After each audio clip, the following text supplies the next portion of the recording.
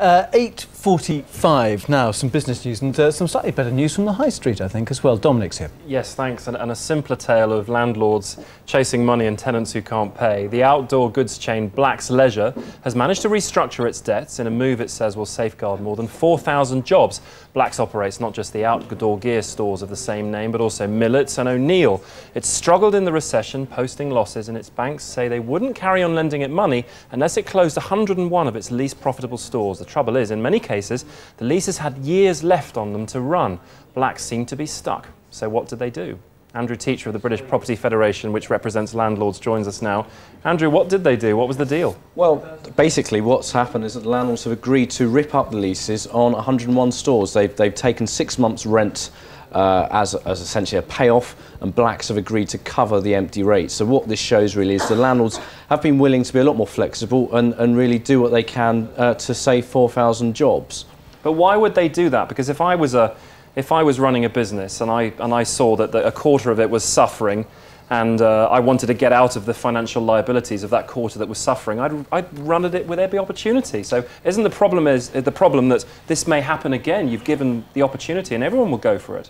Well, what's happened, I mean, they've essentially signed a CVA, and that's a company voluntary agreement. What that means is the creditors agree to take a little bit less, or a lot less, than what they were owed. And we've seen this happen before with Focus DIY and with JJB Sports earlier in the year.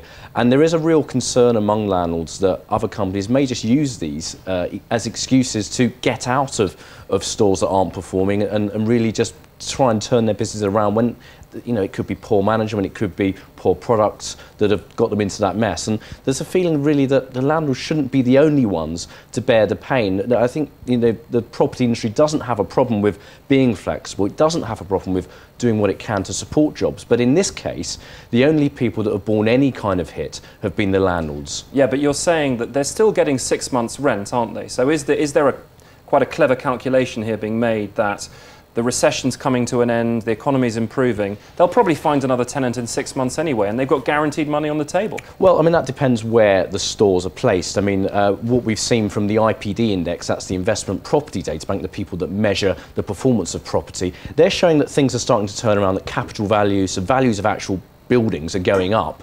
But what they also show is that the average existing lease, the contract to rent the properties in retail, is about 12 years. So multiply that by 101 years, multiply that by the rent, and that's an awful lot of money that the landlords are walking away from. And compared to 6 months' rent, you know, 6 months is a tiny proportion of that. Andrew Teacher from the British Property Federation, thank you very much for coming in.